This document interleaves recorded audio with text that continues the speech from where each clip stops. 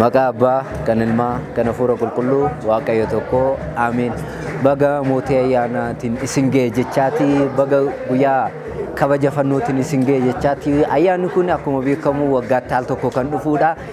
Kanas manneen sanbataa fi waldaalee walitti dabalamuudhaan ayyaana kana haala gaariidhaan haala namatti toluun kabajuudha. Kanaaf isin immoo uummanni keenya manni magaalaa Gabra Gurraachas ta'ee bakka kamiyyuu dhuftanii akka sagantaa kana irratti nu hirmaattan ergaa keenya isiniif dabarsina.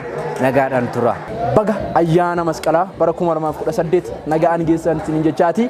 Ayyaanni masqalaa bara kana kan kabajamu magaalaa Gabra Gurraachatti bifa adda ta'een sa'a 7 irraa kaasetooni keessumoonni adda addaa akkasuma bulchaa magaalaa Gabra Gurraachaa bulchitoonni adda addaa fi hooggantoonni garaa garaa bakka argamanitti abbootii amantaa fi abbootii gadaa wajjin kabajamee tooni ni oola. Gara fuulduraatti dhufaa jira. Innis siyaatu torbarraa eegalee sagantaan keenya kan itti eegalu abbootii fi hayyooliin bakka itti argamanitti sagantaa keenya ni kabajnaa. Uummanni magaalaa kuyyuu hundumtuu irratti nu argaman affeerra keenya. Magaalaa keenya magaalaa Gabra Gurraachatti ayyaanni fannoo gooftaa keenya Yesuus Kiristoos bifa ho'aa fi bifa adda ta'een kan kabajamu gaafa guyyaa 16ti.